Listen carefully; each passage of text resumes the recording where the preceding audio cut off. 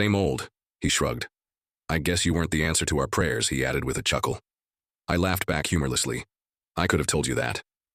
He misread my reaction for self-pity and gave me a pat on the back. Don't worry, Drew. We'll find a role for you yet. I shifted uncomfortably and avoided his gaze. I have to get to work, I said lamely, pointing up at the building as I changed the subject. He stared at me in confusion. For money, for food, and rent to live. I waved my hand around, encompassing everything around us as evidence. He must have thought I was joking. We supply everything you need. We have people who acquire it. It was a bold-faced euphemism for theft. Everybody had heard reports of the increased looting since the Great Blinding. You're with the Rosistants now. I brushed off his hand that was still on my shoulder. I'll be there after work, Adam, I said, and I slipped into the building. The lobby was bustling with people, and I maneuvered my way past them and then badged through the turnstiles to reach the elevator. An attendant stood patiently inside, waiting by the buttons. I looked them up and down, and he smiled at me pleasantly. Which floor? 16, I answered. Blind fingers reached deftly for the right button. I thanked the attendant as I got off. I was less than a quarter of the way up the building, quite some distance from the C-suite offices at the top, but some sort of outline of a plan was beginning to formulate. Sorry I'm late, I said meekly to my boss, peeking my head into his office. He was facing the wall and squeezing a stress ball. I think he did that more than he worked. He didn't care if I arrived at 8 or at noon or if I didn't show up at all. No worries, Drew, he responded with a smile, pausing for a moment to turn his head my way. Then his attention was back to the stress ball. He had been squeezing it and bouncing it off the wall for 2 years now. I shook my head and made my way back to the elevators. 54, I told the attendant. He looked my way oddly, and I felt obligated to explain why I was back. Boss wanted me to run something up, I explained. He smiled politely back, and as the elevator started to move, I slipped a hand behind him and pressed another button. Thanks, I said as the elevator came to a stop on the 54th floor, and I stepped forward. The doors opened to an office space not much different than my own, and then slid closed again. Then the elevator continued its upwards trajectory, and I could see the attendant shifting in confusion at the movement. The elevator heralded our arrival to the topmost floor with the usual ding, and I slipped out before the attendant realized he hadn't been alone. Sorry, Sandra, he said apologetically to the receptionist. I must have pressed the wrong button.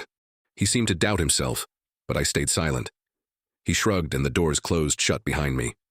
The top floor and everything on it was as gray as anywhere else. I felt disappointed to have not stumbled across some sort of eye-opening revelation.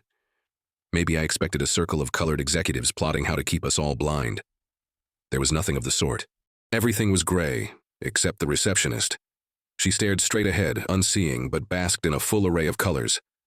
At some point, she must have been graced by a colorer and not even realized it since no seer had stumbled upon her. Her eyes were adorned in carefully applied mascara, and her cheeks were rosy with blush. I carefully stepped aside, out of what would have once been her line of sight. Her eyes didn't follow me, and I let out a silent sigh of relief. She sat still as a statue, hands clasped idly on her lap atop a professional brown skirt. If it weren't for the occasional blink, I would have thought she was a mannequin. To the left, there was a black wall. I knew the building extended further that way, but there was no indication of a door. Asking the receptionist to allow me through didn't seem like a viable option, so I went right, toward the glass-walled conference room with a dozen chairs set neatly around a wooden table. The glass-walled office that would have once overlooked the city was ahead. Now, the sight was obscured by the fog, so thick that one could not quite see the ground. Only the tallest buildings peeked out over the fog below. Above the fog, the sky was blue.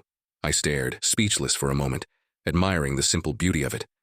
Then I busied myself rifling through the contents of the desk, a task that proved fruitless and left me frustrated. There were client contracts and pages of notes, but nothing about the blinding. Back in the lobby of the top floor, the receptionist was still sitting perfectly still, seemingly oblivious to my pacing. There was a stairwell near the elevator, but the door was locked. For a moment, I thought she might have heard my clumsy attempt at opening it. Pressing the button for the elevator would make a sound. Then she would surely hear, alarms would go off, and I would be escorted out. Or worse. I glanced around nervously. She looked amused. I take it you didn't have a plan for leaving? She asked. I felt my blood run cold, the color draining from my face at the sound of her voice. She was looking straight at me now, her head pivoting mechanically as I stepped from side to side. I shook my head and backed toward the elevator, grasping blindly for the button. She stood robotically and walked around the desk before stiffly turning toward me. Her eyes never deviated from staring straight ahead. The elevator dinged. The doors opened. I sensed a presence behind me, something ominous, inhuman, and definitely not the elevator attendant. The receptionist was close enough that I could see the tiny imperfections in her red lipstick, her trembling eyes as she forced herself not to look past me at whatever the elevator had brought up. "What did the words say?" she hissed. "Don't tell them you can see," I responded, reciting the phrase I must have seen several thousand times. She chuckled darkly and nodded, her eyes still fixed on me. "Well, now they know," she whispered, turning back toward her desk. Fog began to dissipate from the elevator, little tendrils creeping past me. They snaked around my arms and legs,